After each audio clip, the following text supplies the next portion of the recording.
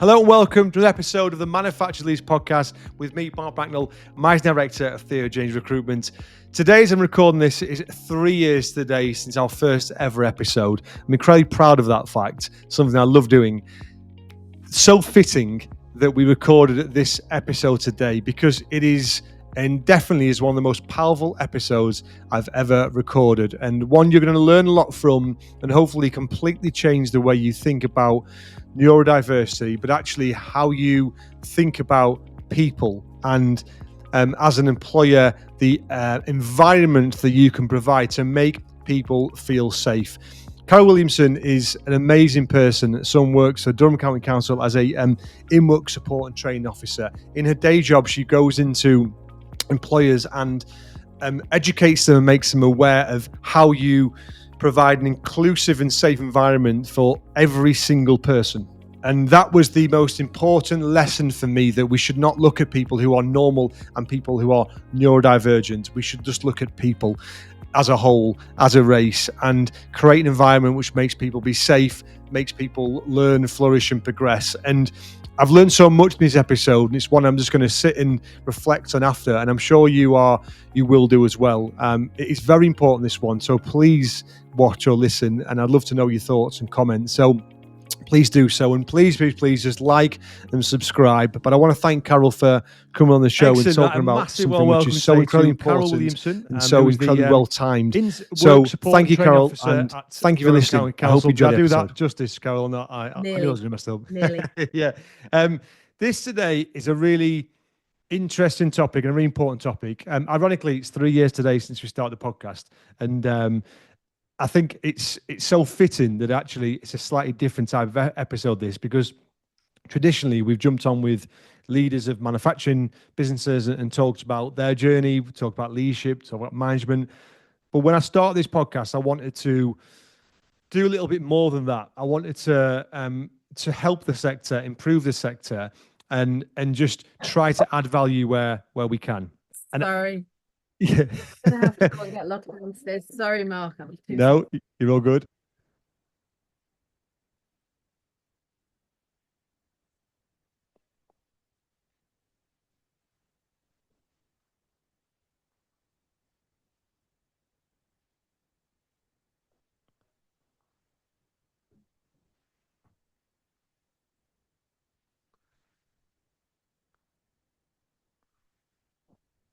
Good job you can edit, isn't it? I'm so sorry about that. I really thought she was going to settle. She was doing the circle. Yeah. Someone's had a parcel delivered next door. So as when you started, I'll just start again, Carole. That's okay. So right, a warm welcome today to Carole Williamson, who's the in-work support and training officer at Durham County Council. How are you doing, Carole? You all right? I'm all right, thanks, Mark. Good. And really, I'm really looking forward to this. This is today, it's 3 years since we started the podcast. And I think it's quite fitting because if I think back to 3 years ago, I'm not saying we had a master plan, and I never thought I'd still be doing it, and I'm so privileged to be doing so, sort of 93 episodes on. But actually, traditionally, we jump on with manufacturing leaders. We jump on with people who own businesses in the sector or lead teams in the sector. And that's great, and it's really important. But actually, I wanted to do something different with this podcast. I wanted to help the sector. I wanted to raise awareness for important topics. And this is absolutely such an important topic that I think there's probably a real lack of awareness and actually a real lack of understanding behind. And I think that's what I want to really talk about today, so we can share the very important subject of neurodiversity and actually understand what employers can do to really sort of raise the awareness of it and improve their experience for people who go through something like that. And no better person to have on than Carole for this, because this is something that you've done for a long time, Carole. So just talk us through briefly, well, actually, if you wouldn't mind, to explain neurodivergence to someone unfamiliar with the concept. That'll be a lovely place to start, if that's okay. Okay. So it's an awful lot easier if we think about the kind of diversity that we're aware of already. All of us have experienced the David Attenborough telling us about biodiversity and the variation of life forms on the planet. Millions of different kinds of trees, loads of different kinds of cats, loads of different kinds of wrasse. Everything in nature is diverse. You don't just get a singular anything. The best way to understand neurodiversity is from that concept. So previously, we believed that the human race was divided up by races, but now we're very aware that there's only one race, and that's the human race. But actually, everyone is different.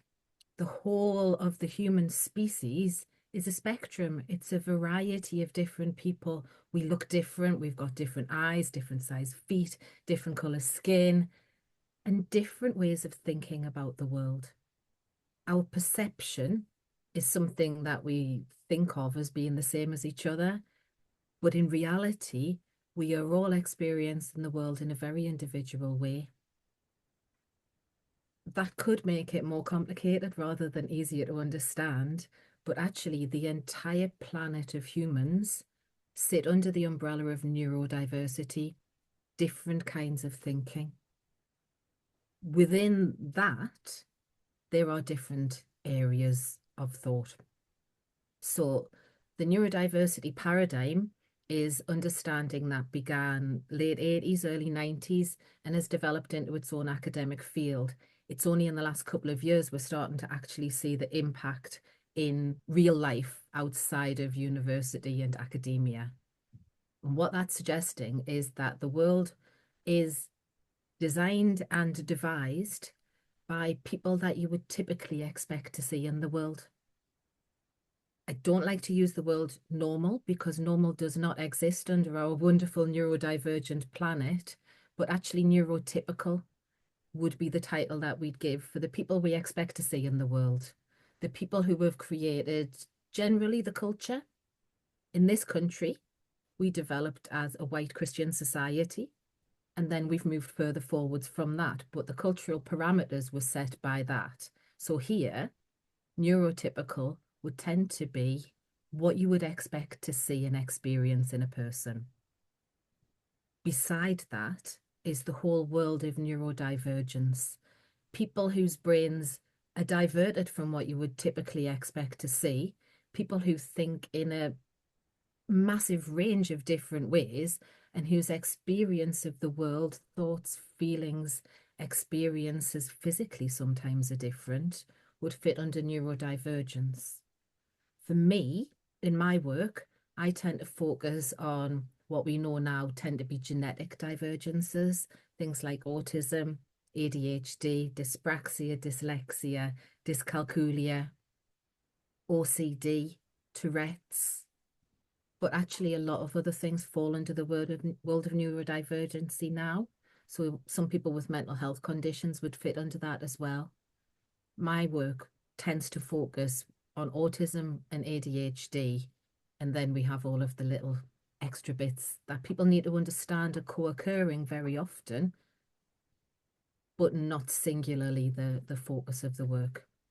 I'm able to support people to understand themselves and then help the employer understand the person as well to create, I suppose, rather than creating, we're kind of taking the elephant out of the room and making everybody as aware as possible, taking away the awkwardness and trying to ensure that there's pure clarity there so everybody knows where we're coming from and what we can do to support each other. Yeah, look, I think you communicate that so unbelievably well. And I knew this, I knew I'd learned so much, and I already have actually. You know what I really like about that is that I think most people, even people who have a very brief understanding of neurodiversity, would probably, exactly what you said there, have normal people and neurodiversity, and there's just two groups. But actually, what's normal? Because everyone's different, and I think that to me, so that resonates so much. You know, I wouldn't class me and my wife as neurodiverse, but actually, we think so differently. It was interesting. I don't know if you've seen the 1% Club. I'm going off piece here, but the she is unbelievable at it. I can't even read the question, right? Because if there's as soon as it goes, someone has three, he has two. My brain just goes nope, and she just knows it. Mm-hmm. So it just I had this conversation a weekend how we just think completely differently, and we can both get to we can both get to a goal, but we get there very different way because we think different, we are different, and you would Yeah. class us as normal. So I just think as soon So as people can, neurotypical.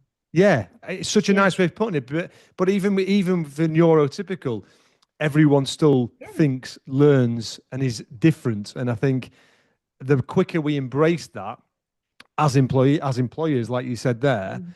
and we try to have an inclusive environment for everybody instead of putting people in boxes, because that must be quite frustrating for you in your job that people are put in boxes and everyone over here must think and work like that.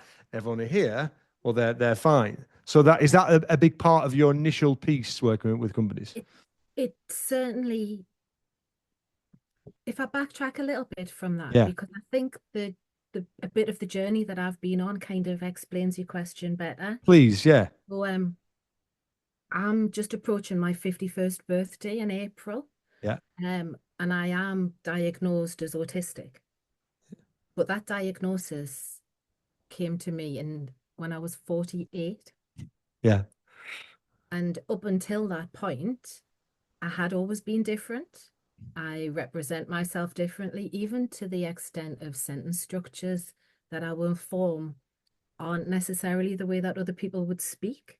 So every day of my life, someone's told me how different I am, either positively or sometimes negatively. Yeah. But they've definitely always told me I've always been weird, Carole, or Carole, why are you talking about that? Or where on earth did that idea come from? Yeah. So rather than being put in a box, I'd certainly been judged in different ways that people couldn't quite put me in a box, to be honest. I was too out there for them to actually identify in that way. And when it comes to matching that with people's understanding of what autism is, people really struggle.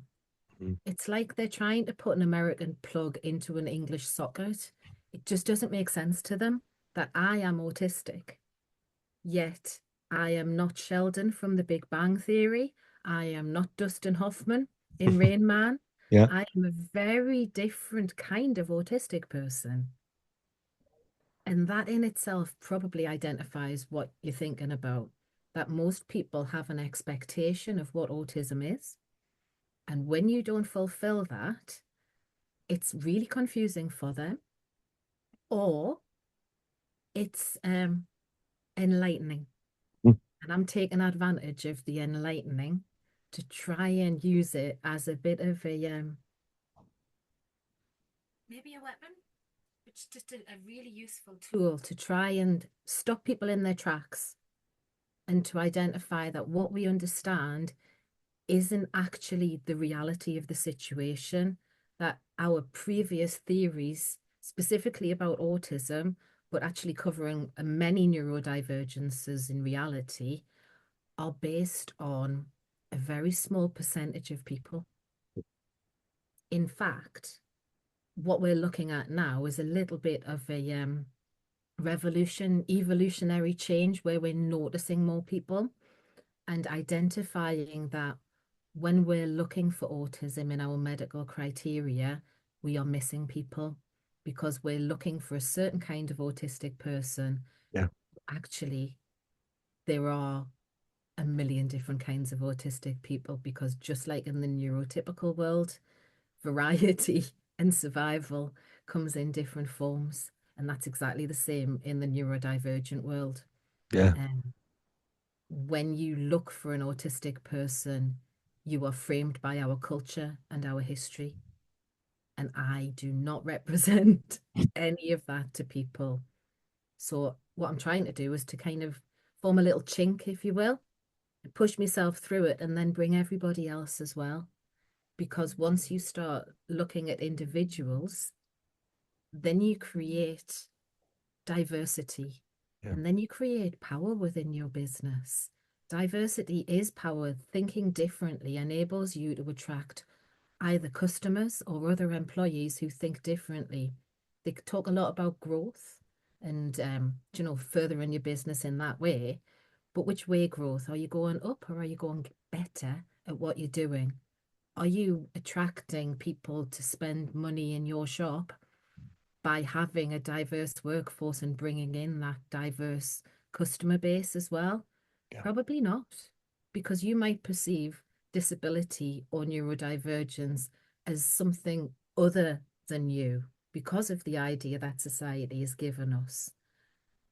We need more people to understand, actually, you're probably already employing autistic people, but you don't see them Mm. because they're so busy trying to fit in Yeah. that they may not be working to their best. You may not be getting the best out of them. And that's what you need to be able to do in order to understand and develop. The boxes metaphorically exist right across our society, don't they? Hmm. More and more people are jumping out of them and demonstrating what powerful difference can bring Yeah. rather than, Give me their superpower. Yeah. yeah, yeah. And actually, superpower's a funny one because so when my son started to move towards his autism diagnosis when he was 8, he's 18 now. It was almost like an episode of The Simpsons because within the same month period, we discovered he was colorblind and that actually he had flat feet as well. So suddenly, this little 8-year-old boy is discovering all of these factors about himself that feel majorly negative. Yeah. But really, he sees the world like no one else can because of his color blindness. That is a superpower. Yeah. His perception of other people and particularly maths and science, he thinks in 3 dimensions. It's incredible. And as a child, learning about those differences, it's really important that people get ownership of themselves. So for him, definitely we looked at him being superpowered and we talked about that. Unfortunately, he has quite a monotropic processing. So it's black and white. And once he was a superpower, he thought he didn't have to look both ways to cross the road because if a car knocked into him, he would knock the car out because he was now superpowered. Yeah, because So it's in just order to help him embrace his autism, what I actually did was activate part of his autistic thinking and put him a little bit at risk because I'd already told him, and you can't untell yeah. Yeah. superhero status. Hmm. Yeah. So we worked our way through it, but then now I'm amongst many women in their 40s being diagnosed ADHD, autism, dyslexia. I mean, it's nice to think of having a superpower, but actually, it's not the best way for us to engage with who we are. Yeah. It's a little bit kind of, Hmm. condescending and Yeah. Yeah. joking. What we Hmm. need is a sophisticated version of that so as that people are able to engage at all levels. And to be honest, we're not superpowered because academic research identifies very, very clearly that most neurodivergent people have what they call a spiky profile, really good at lots of stuff, not necessarily very good at other things. But the pressure on society is to be a generalist. Hmm. Occupations have changed hugely since I began working when people were specialists. And if you could do your specialist function, then that was fine. Yeah. But now, if you work for a local authority like I do, I need to be able to use a range of software. I need to be hybrid to Yep. work in a range of different environments. And actually, I need to be able to manage my time and my diary and attend and present and demand and. And for a lot of people, that's just too much. Yeah. In fact, a Yeah. lot of people are failing because their job descriptions are so 3 pages long. Yep. Oh, Hmm. no. 100%. I think the expectation on people now is interesting, and I actually think this is we're at risk of this being a bigger problem because I think as companies come under stress financially, I think they will become leaner, and I think they will ask more of their staff to be stretched and to do multiple things. So I think that's a really interesting point initially. What I think's interesting as well is I completely agree, and I think there's two problems that we've got. There will be people in businesses that are um, are hiding, not being their true self because exactly what you said, they're trying to dull down certain aspects to try and be that generalist and In and fact, if I that's can interject, yeah, of course. the the the government report, which was released in February, the Buckland report, has identified that actually most autistic people in work will not disclose. So 35% of autistic people are fully open about being autistic, but 1 in 10 autistic people who are working will never tell anybody that they're autistic. Such a shame, isn't it? And And am I right in saying, Carole, that particularly in young girls in school, they actually get very, very good at hiding it, essentially, and that exactly becomes, yeah. what we think happens is that the way that girls and boys develop their brains in different ways, Mhm. whether within the neurodiversity spectrum, all humans, girls tend to develop their interaction alongside their doing. I am not a psychologist. I will use the simplest terms possible. And boys develop their doing first, but not their interaction. I must caveat this. I was a primary school teacher, so I trained in early years. So I've not made all of this psychology up. I just don't have the fancy pants terminology. What we see with more in the world of autism is that boys, because they're doing, they are just being theoretically the most mindful creatures on the planet, young autistic boys who were simply being themselves and literally living in the moment. That's not taking account of all of the sensory differences they may be experiencing, and it gets quite complicated digging into that. The little girls tend to want to get on with other people, and it's not as instinctive and natural for autistic girls to communicate with non-autistic people. So they have to learn. What research is suggesting is that stage one is mimic. You Okay. look at the girls around you and you go, right, that's what a girl is. How Mhm. do I do that? Yeah. You Mm. see little girls getting into these really intense best friends and then wearing identical clothing. I've watched the little girl in my street come out, clock her best friend, go back in the house, come back out in a matching outfit because that is obviously the That's how they outfit for fit the in. day. Yeah, yeah, yeah. So, isn't it? And you see it across the board. If you look in any primary school, these little girls mimicking each other and trying to achieve. It doesn't necessarily work. You can get the mimic right, but at a certain point, you have to start being yourself as well. And it's at that point you put together your mimicry, if that's a word, I'm sure it is, into a mask. And then you wear that mask of what is socially appropriate, how I behave in certain circumstances, who I am. And we see little girls not getting picked up at school for diagnosis because they behave perfectly. Yeah. One mum launched on Facebook a really successful tool. We're struggling to get teachers to recognize these perfect little girls who come home and explode. They've kept everything in all day and they come home and they're angry or distressed or frustrated. Mom goes into school and teacher says, "Oh, but she's perfect." Don't know what you're talking about. This mum said, "My little girl is a perfect piece of paper at home. Every day she folds herself with deep creases into the most gorgeous origami swan, and she floats like a swan all day amongst the other little girls. But then she comes home, and we unfold her, and she's no longer a flat piece of paper because she's scored and creased and distressed from spending the day pretending to be someone that she's not." So sad, isn't it? Yeah, and that's happening Yeah. right across the country. Right across the country, and these teachers are doing the very best that they can, Of course. Stretch time. recognizing something Mhm. within it. It's too Yeah. hard. She got a diagnosis, and I advise mums that this is quite a good technique for demonstrating. We've got some parents who are videoing their children when they're in meltdown, and it's a bit unethical. Yeah. And how much would you want that to be represented to you? We need to find ways to still respect the children as Mhm. individuals whilst trying to pull down the help that they need. It's difficult, isn't it? Because as a parent, you're desperate and you do what you do Yeah, anything you possibly can do. As simple as that, isn't it? But yeah, it is. It just highlights how much of a a problem is, and those traits will be learned and then, like you say, replicated in a work environment. Yeah. What you mentioned as well is there'll be a lot of people, a lot of people listening who their employees will be hiding things and not showing their true selves.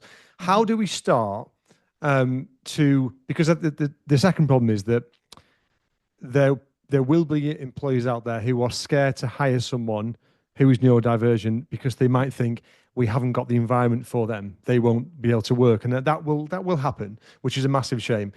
How do we start to provide an inclusive environment? And I'm a business owner, so you're speaking to me as well here. What are the first steps to, whether it's assessing the current environment or the first steps to try and start to be more, have an environment which is inclusive for everybody? Because that's really what we're talking about in Yeah, their small that's differences. exactly right. Education, Okay. foundation, get everybody to the same place of understanding. I've been going to employers and doing an hour on neurodiversity and neurodivergence, talking about perceptions and understanding and trying to break down some of these falsities, I suppose, Mhm. that people are living on. Um, it is the foundation to creating a neuro-inclusive workplace, is understanding what we understand about diversity. So getting everybody, shop floor, right the way up to the chief executive. And that's exactly what I've been doing within the county council. Amazing. Started with one apprentice coming through the county council apprenticeship program. The lead for your apprenticeships caught a drift of this. So Durham Enable is the supported employment arm of Durham County Council. And we work with disabled adults who are 18 plus. All you need to be is disabled in some way. So it could be a mental health issue, could be a physical disability, could be a neurodivergence, or it could be a learning disability.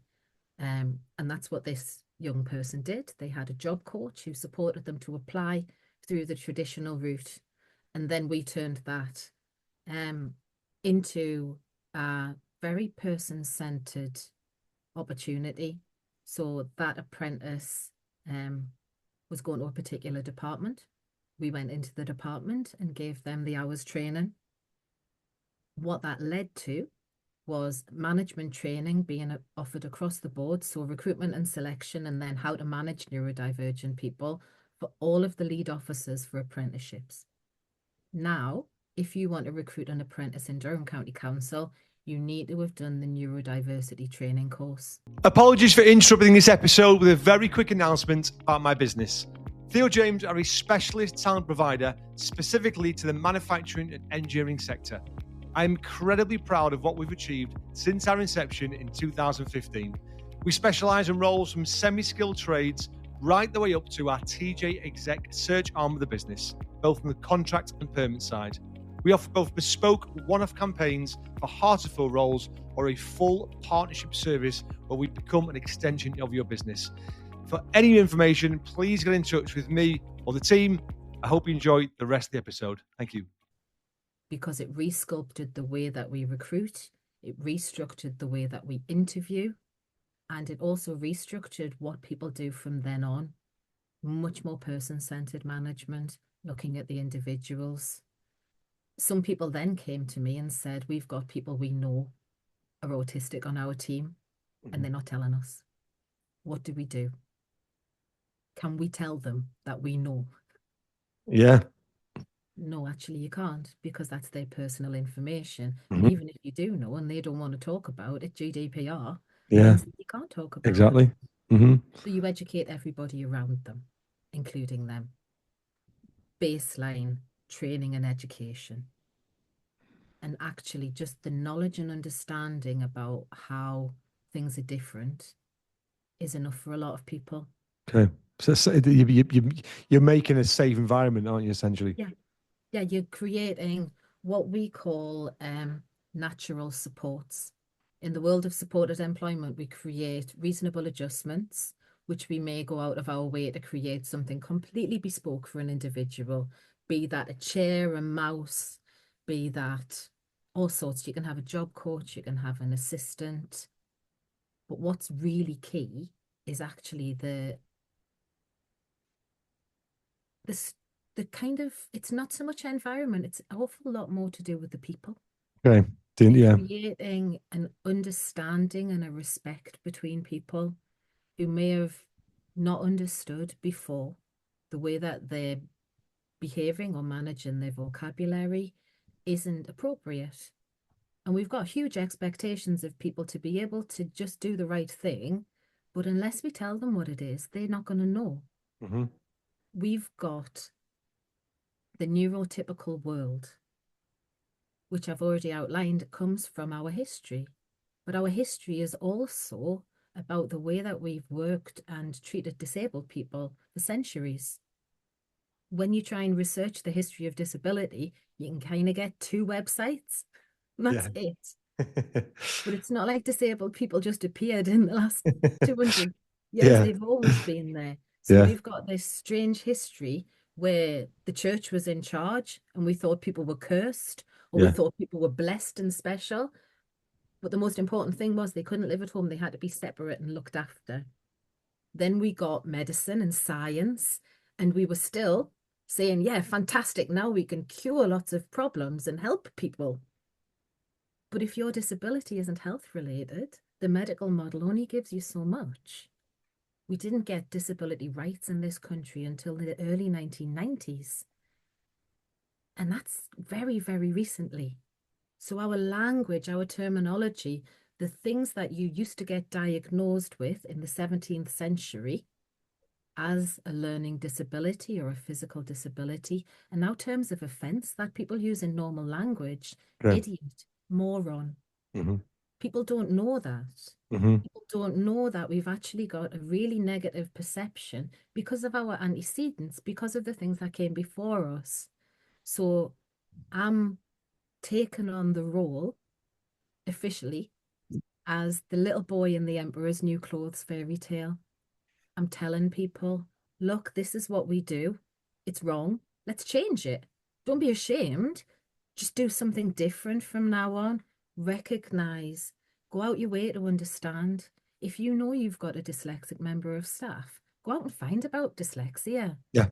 Yeah. Don't just do a Google and a wiki. Get Hmm. yourself to the British Dyslexia Association. Spend 20 minutes of your life finding out about it and then making the changes that you need to do. Nearly all of the support organisations in this country have how to support people at work who are dyslexic, who are dyspraxic, ADHD, autistic. Neurodiversity and neurodivergence is a brand new, um, it's not brand new, but it's actually just coming to its own.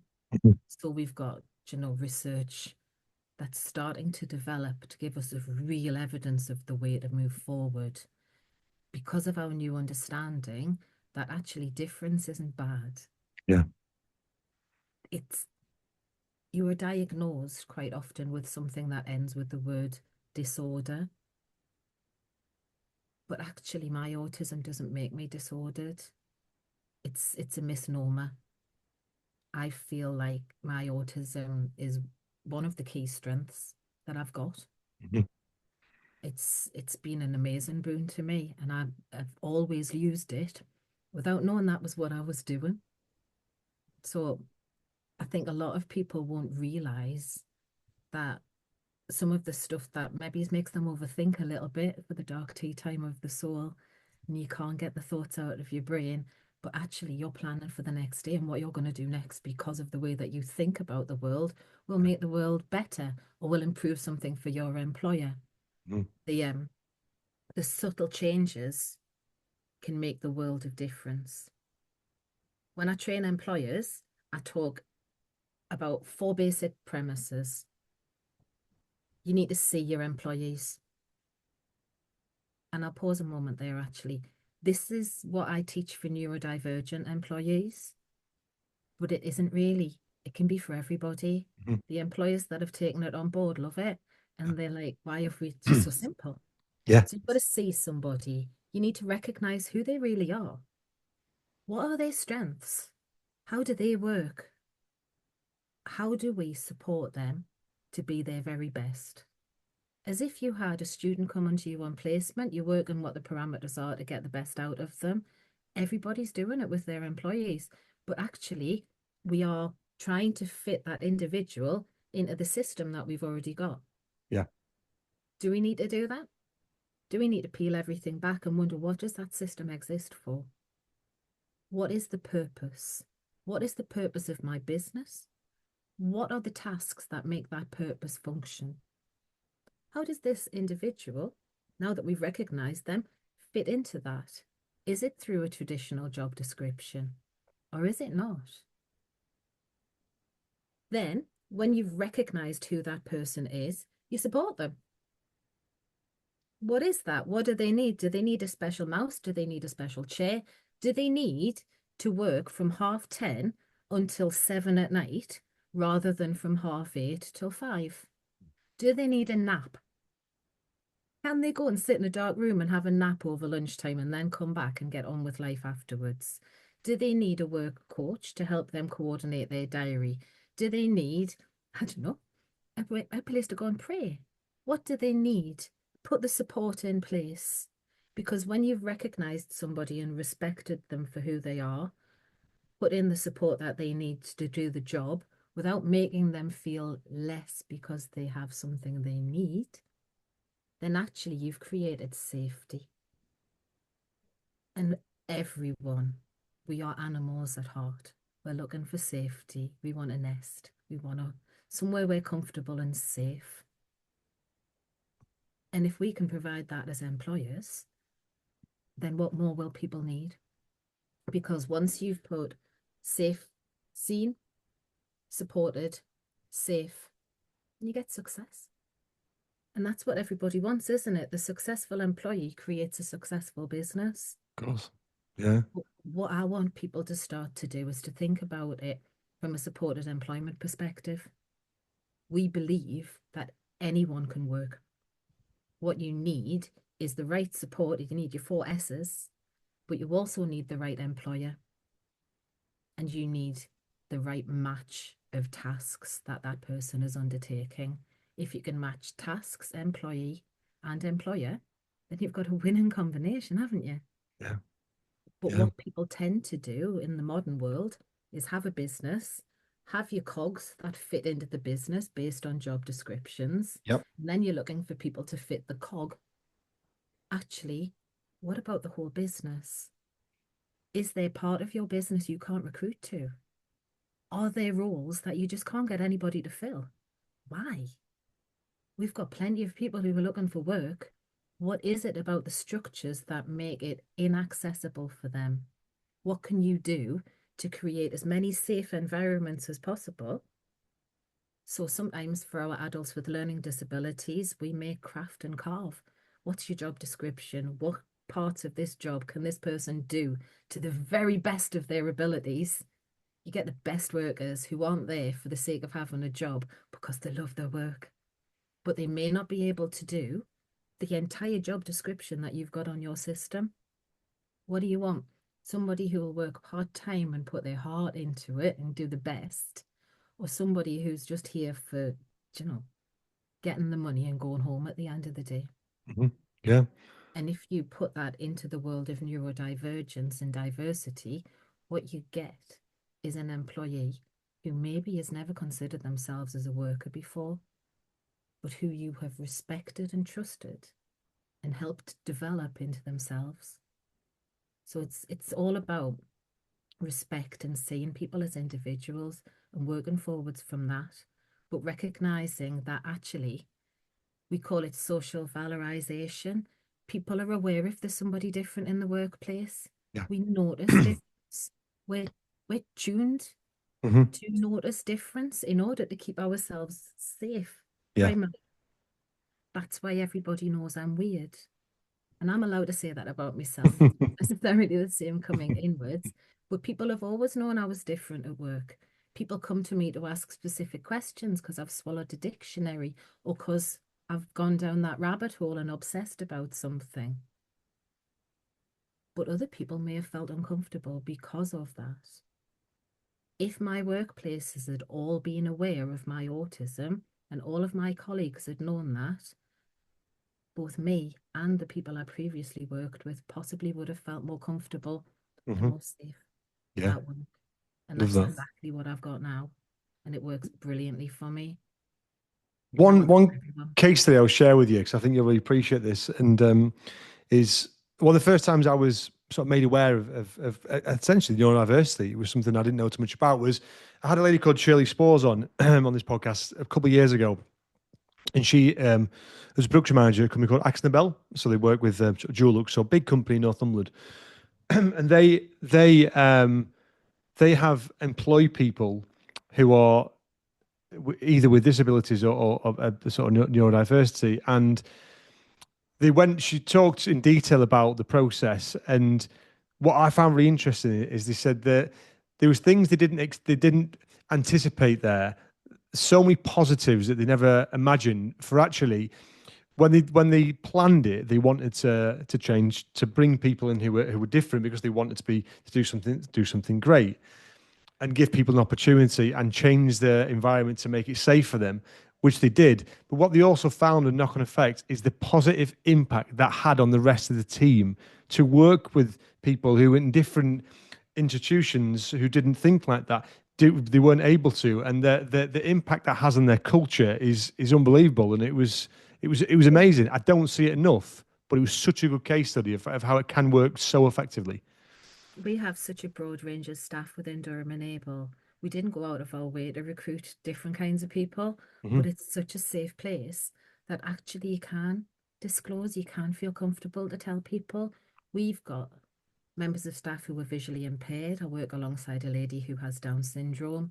I am one of 5 autistic people. It's We've got people who have physical disabilities. We've got 2 people who've got hearing impairments. We haven't gone out of our way to do that at all. They are perfectly brilliant professionals. But having that diversity enables our customers to also have aspirations. It's that low level, we don't think we're doing anything, but we're representing. Hmm. And the Yeah. representing makes a difference. And actually, when I did a course about LGBTQ, and the course facilitator said, just get some flags, pop them in prominent places, and people will know that they're safe. Hmm. We don't need a list to tell us who's safe in which building. We need you to represent so we know we can. So for us, that means as many disabled people in as many occupations as possible, because if we can represent, then people will know and you can work your ambitions through. Yeah. I'm really Love that. proud of the apprenticeship work because I think if disabled young people can be encouraged not to just look at the barriers like the generations that have come before them, imagine what differences they can make to the next round of young people coming in and then the next round again. Yeah. And by the time we've got, you know, out, fully disclosing and proud disabled people in positions of power rather than this kind of it feels like you're building an extension. Yeah. Yeah. Yeah. Yeah. No, I get that. 100%. Yeah, it's the difference between saying things and doing Yeah. Yeah. things and Definitely. meaningful inclusion Hmm. rather than, Ticking boxes yeah, because let's you put think you it should. in. Let's have a quota for so many disabled people in the workplace. Actually, if you evaluate your workplace, you've already got disabled people, you've already got people who are ADHD, you've Yeah. already got people who are autistic, who are probably safe in their little environment, but maybe not safe en masse. Hmm. One of the really successful things that we've done is as part of the supported employment process, we do something called vocational profiling, which sounds a little CIA, doesn't it? It It's does getting to actually. know people, getting to know people a bit like we would do as careers advisors, but we get a bigger run at it rather than the hour session where you've got to be very tactical. I can spend quite a long time getting to know somebody in order that we can create that match for the supported employment that works so well. But I was on my route to my autism diagnosis when I began doing that. And I was a little bit obsessed with autism, funnily enough. I discovered different representations of how we can understand autism differently to the medical diagnosis. but was also aware that people had never gone through that. Had never talked about their differences in an open, calm, and pleasant environment. Everything is deficit based. All of the diagnoses are about what you can't do, where it's difficult. If you're a parent, it's about when did you notice the difference in your child? Spoiler, I didn't, because he's exactly the same as me, which Yeah. makes it really hard. Yeah. It makes sense. So we started creating individualized profiles for our neurodivergent customers. I look at the differences in pragmatic language, social communication, monotropic focus. Is it black and white? Will it ever end, or is it always done? How do you process information? Are you thinking in pictures? Are you thinking in words? Do you need frequently asked questions for everything that you do? Yes. Um, what's your sensory profile? Are you experiencing the world in the way that we expect you to? Do you know that you're experiencing the world in a different way to other people? Are you someone who needs repetition in your lives? Are you a person who can do the same thing over and over and over and over and over and over again and love it? Or are you like me and get bored within 5 minutes and start adding flowers and stars to it? And then finally, neuromotor control, the different way that autistic people either don't have much of a control over their body or actually are incredible. And that's where their strength lies. So once we break it down into the 7 categories and spend a couple of weeks chatting to people, you can build up who you are with positive strengths, but also identifying some of the challenges that might need the adjustments. And that's the order we would do it. We're not looking at what you can't do. We're not looking at what's broken. We're not looking at how bad things are, because that's no way to build your future job, is it? No. What you want to do is find what you're good at. What you enjoy doing as well as being good at is key. And we can create this full profile. The first time I did it was with a young lad who got a start in a hospital. And we created the profile. He got the job. He went through the interview process and then started. Didn't want any in-work support at all. This was in the fledgling stages of our project. Now everyone gets in-work support. He didn't want any, but within 3 weeks, he was phoning me up going, I can't cope with this. Can't cope with this. They're talking to me. They keep touching me. They want me to go to the Christmas party and idle chit chat. I do not want to know what Betty did over the weekend. And he couldn't do the social side of his job because actually that isn't on the job description. What training can you give people when I'm doing this job? I can do everything on the job description. And if we take it back a step, actually, tell me a little bit about yourself was the worst interview question for this young man. Because he wanted to match his life to the job description because that's how he was getting the job. Yeah. And that's across the board for all of my autistic customers. Do not ask that question first. If you want to know, ask it as a part of the other questions when someone's disclosed something. Okay. But asking someone that, the first question, you'll get a rabbit in the headlights. Yeah. I would dump interviews entirely, mind. But we'll move on from that. Well, actually, it's one that's I'll let you go soon because it's just amazing. But actually, one question I really want to ask actually is because I think we are a recruiter. That's what we do. But I think the process of hiring people is so archaic, and we hire anyone from high level managerial people to welders to engineers, all different sorts of people who do different sorts of jobs, but pretty much the process is exactly the same for each and every single one of them. In fact, sometimes we've had technical blue collar roles, they've asked them to do a presentation when it's never not part of their job at all, and they could fail on that when they could be an unbelievably fantastic good coder welder. So I really dislike that about not just manufacturing but every industry. I think it's still like that. If you could change that, if you could change that process in essence to make that more inclusive for people, what would be the first thing? And this could be for a HR manager or hiring manager, whoever who has the ability to change that process. What would be a tweak you would make, do you think? I would ask the question, what is the point? What are you doing and why are you doing it?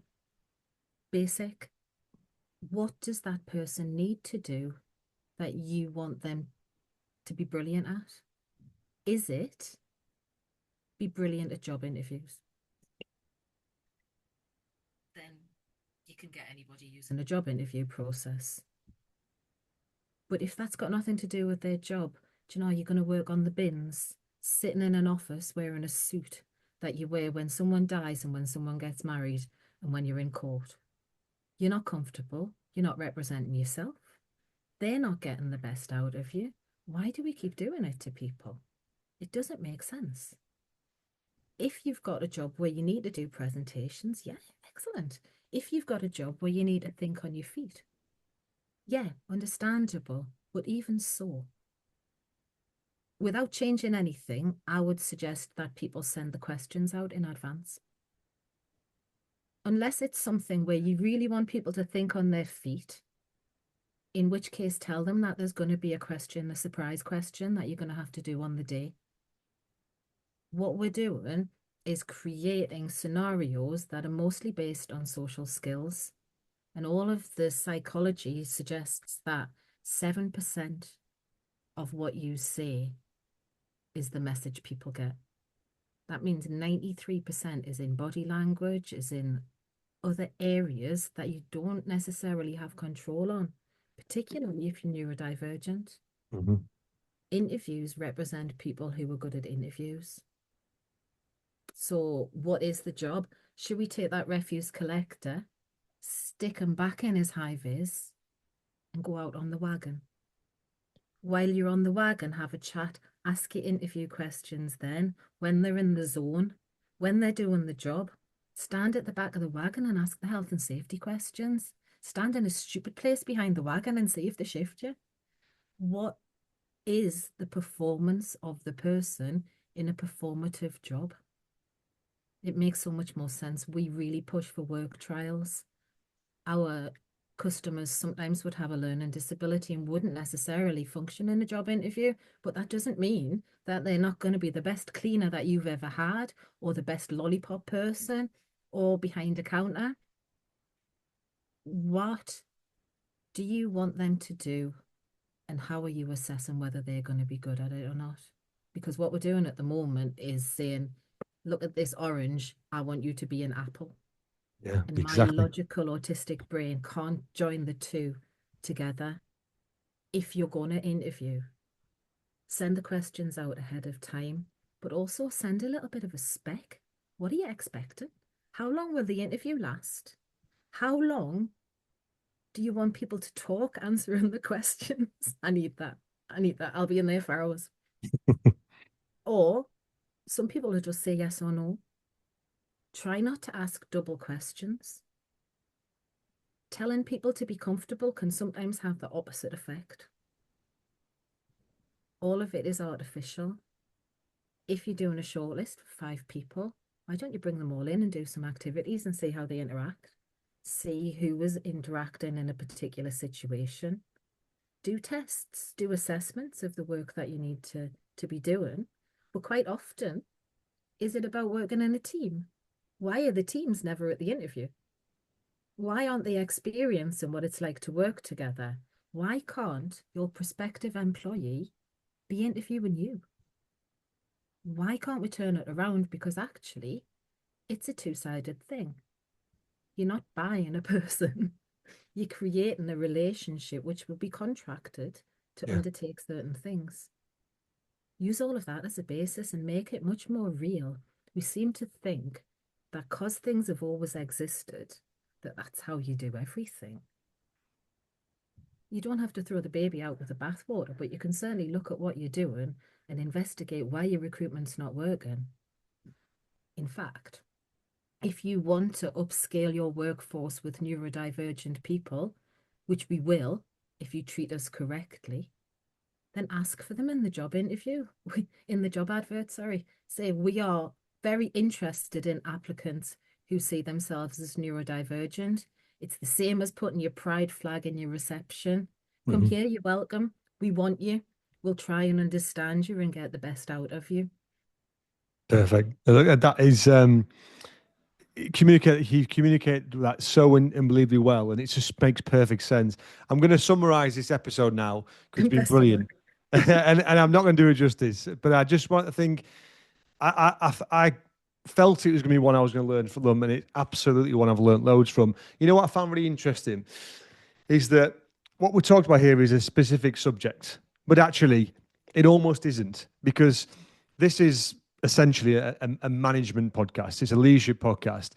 And I've had people on here which have talked about building environments which are safe environments where people can learn. And it's exactly the same. And that's why I've loved it, because there will be people who, I think, see the word neurodiversity and just go, "Ooh, I'm not prepared for that." But actually, you've explained it so unbelievably well that actually you are creating an environment which is a safe place for everybody to learn.